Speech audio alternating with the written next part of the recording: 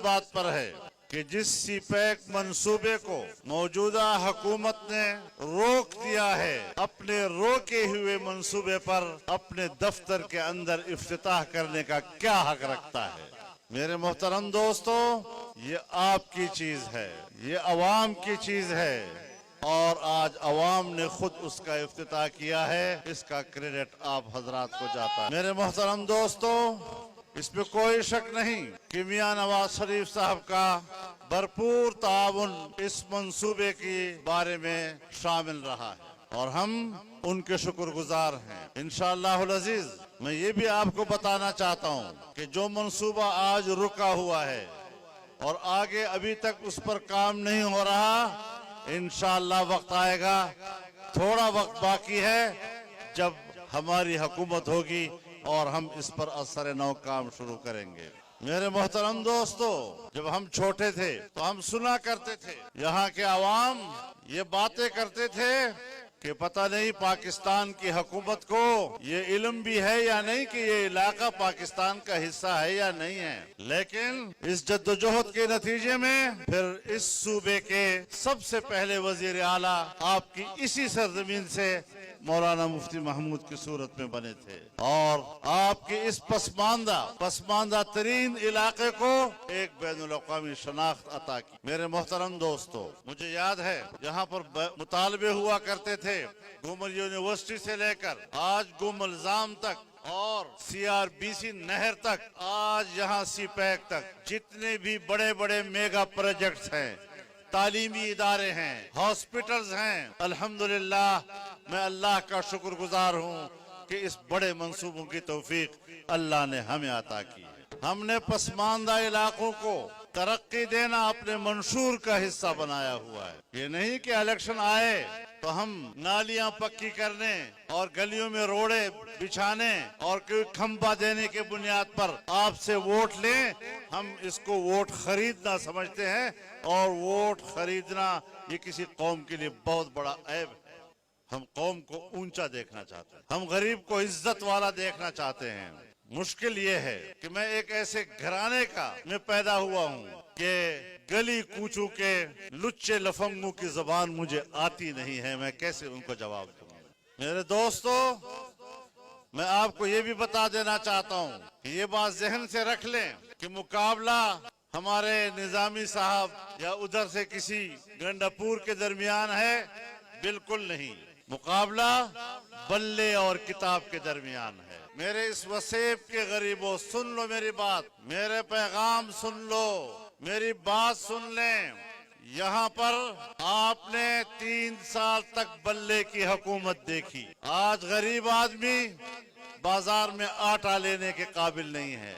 आज गरीब आदमी अगर बीमार है तो वो दवाई खरीदने के काबिल नहीं है। आज महंगाई ने मुल्क का वो हशर कर दिया है कि आपका वो रुपया जो डॉलर के मुकाबले में 105 रुपए पे खड़ा था, आज 170 और 180 को छू रहा है।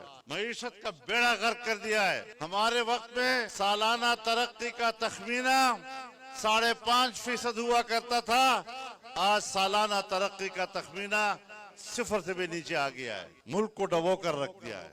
मेरे मोहतरम दोस्तों, अब बताओ, अगर आपने बल्ले को वोट देना है, सुन लो फिर सुन लो, अगर आपने बल्ले को वोट देना है, अगर आपने तहरीक इंसाफ को और PTI को वोट देना है, तो फिर आप इस मुल्क को डबोने और तबाह करने में उनके साथ शरीक हो जाएंगे। ऐसा तो नहीं करना ना, इंशाल्लाह बिल्कुल भी नहीं करना, हर कीमत पर नहीं करना कि पाकिस्तान को तुमने तबाह किया, पाकिस्तान की किश्ती डबोई, हम आज आपके साथ इसमें शरीक होने के लिए तैयार नहीं है। हमने जो बात एक दिन कही और सोच समझ कर कही और डट कर कही, आज भी हम उस पर कायम हैं और हमारे मौक़िफ़ में कोई झोल नहीं आया। पूरे इस्तिकामत के साथ इन नाअहलों और नालायकों का मुकाबला कर रहे हैं। मैंने एक दिन इमरान खान के एक बड़े करीबी दोस्त को इंटरव्यू देते हुए सुना और उस इंटरव्यू में उसने कहा कि मेरी फजल रहमान से कोई मुलाकात नहीं है। मैं उसके मौक़िफ़ से भी इख्तलाफ रखता था कि ये बैरूनी एजेंडे के साथ आए हैं, لیکن آج 3 سال کے بعد جب میں ملک کو ڈوبتے دیکھ رہا ہوں تو میں اپنے قائد عمران خان کے بارے میں کہتا ہوں کہ یہ باہر کا ایجنڈا لے کر آیا ہے، یہ پاکستان کے عوام کا نمائندہ نہیں ہے۔ ہم کسی کی خمیر کو سمجھنے کے بعد بات کرتے ہیں، ہم نے 12 سال پہلے اس کی خمیر کو سمجھا تھا، اس کی نالائقی کو سمجھا تھا، اس بات کو سمجھا تھا کہ وہ کس کا ایجنٹ ہے اور کہاں سے آیا ہے۔ تو خدا اس کے جانے کے بعد بھی آپ کو پتہ نہیں چلے گا کہ یہ کہاں سے آیا ہے۔ یہ عجیب حکومت ہے جو ہر 4 مہینے کے بعد ایک بجٹ لے آتی ہے، اور ابھی میں آپ کو بتا دوں کہ پاکستان کے اسٹیٹ بینک کو بھی انہوں نے IMF کے حوالے کر دیا ہے، اور اب اگر حکومت نے اسٹیٹ بینک سے قرضہ حاصل کرنا چاہا تو اسٹیٹ بینک اس کے بعد ان کو قرضہ نہیں دے گا، اور نہیں دے گا والی بات تو بات کی ہے۔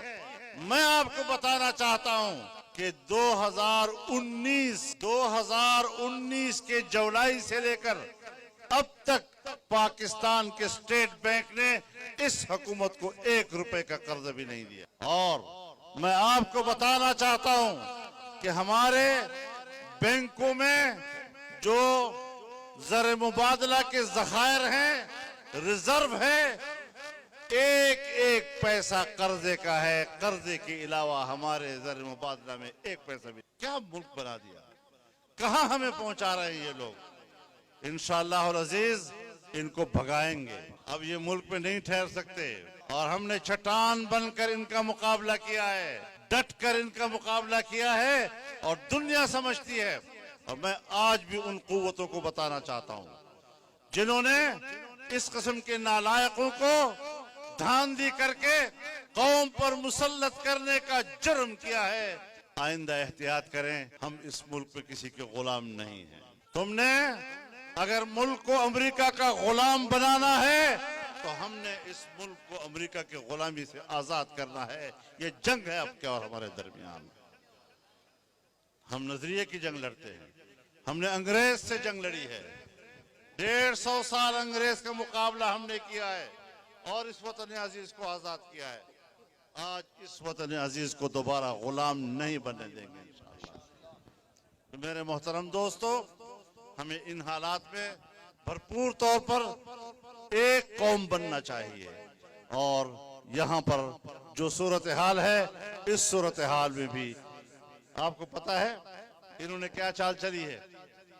انہوں نے ایک چال چلی کہ اپنے صوبے کے بلدیاتی الیکشن کو 2 حصوں میں تقسیم کر دیا، ایک پہلا مرحلہ، ایک دوسرا مرحلہ۔ ان کا خیال یہ تھا کہ پہلے مرحلے میں ہم کامیاب ہو جائیں گے، اور کامیاب ہونے کے بعد اس کا اثر دوسرے مرحلے پہ پڑے گا، اور پھر دوسرے مرحلے میں بھی ہم کامیاب ہو جائیں گے۔ لیکن ہم نے پہلے مرحلے میں ان کو شکست دے دی ہے، اور آج جمعیت علماء اسلام صوبے کی سب سے بڑی جماعت ہے، اور اگلے مرحلے میں بھی انشاءاللہ ان قوتوں کو ہم شکست دیں گے۔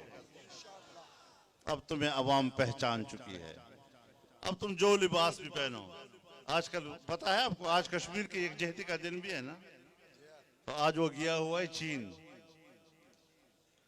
آج چین گیا ہوا ہے، اور پتہ ہے چین گیا ہے تو آپ کے ساتھ وہاں ملاقاتیں ہونی چاہیے، لیکن چین میں ہوتے ہوئے بھی چین کی قیادت نے ویڈیو لنک پر اس سے بات کی ہے، براہ راست ملاقات نہیں کیا اس کے ساتھ۔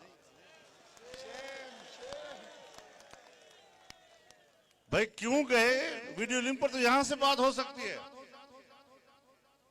اور میں نے یہاں سے ان کی کانفرنس میں خود شرکت کی ہے۔ میں نہ اسمبلی کا ممبر ہوں، نہ کوئی وزیر ہوں، عام ایک پاکستانی ہوں، اور میں نے چین کی کانفرنس میں یہاں پاکستان سے ایک پاکستان کی نمائندگی کرتے ہوئے بات کی ہے، اور تم اپنے آپ کو وزیر اعظم کہتے ہو، اور چین جا کر بھی تمہیں چین کی قیادت نہیں ملتی، ویڈیو لنک پر تمہارے ساتھ بات کرتی ہے۔ شرم آنی چاہیے تم کو، خدا کی قسم ان کو شرم نہیں آتی اور قوم کو شرم آ جاتی ہے۔ یہ ہمارے حکمران ہیں، بھیک مانگ مانگ کر قوم کو بے عزت کر دیا ہے۔ تو یہ اپنی قوم کے دشمن ہیں، یہ اپنے ملک کے دشمن ہیں، اور کس طرح ملک پہ مسلط ہو جاتے ہیں۔ لہٰذا ہم نے اس وطن کو، اس سرزمین کو عزت دینی ہے، اپنے علاقے کو بھی عزت دینی ہے، اپنے وسیب کو عزت دینی ہے۔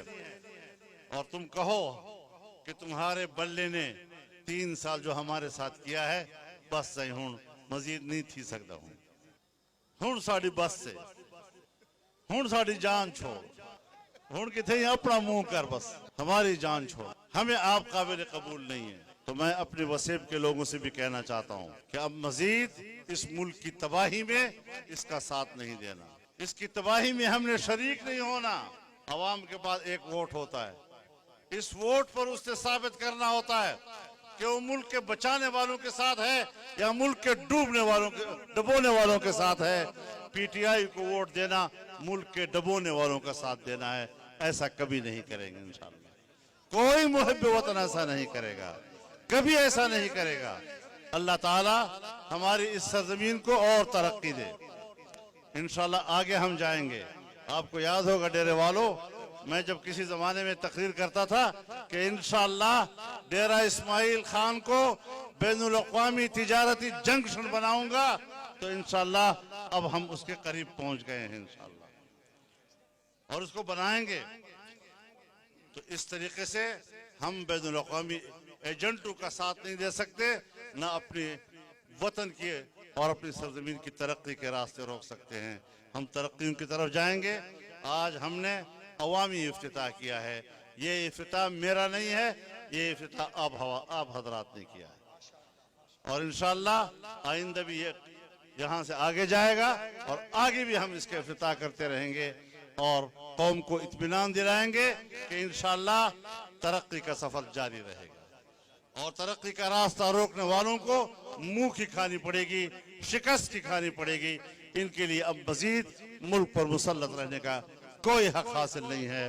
اللہ تعالیٰ اس ملک کو، اس صوبے کو، اس ضلع کو ترقیوں سے سرفراز فرمائے، اور اللہ تعالیٰ یہاں آبادی کا سما قائم فرمائے۔ وآخر دعوانا ان الحمدللہ رب العالمین۔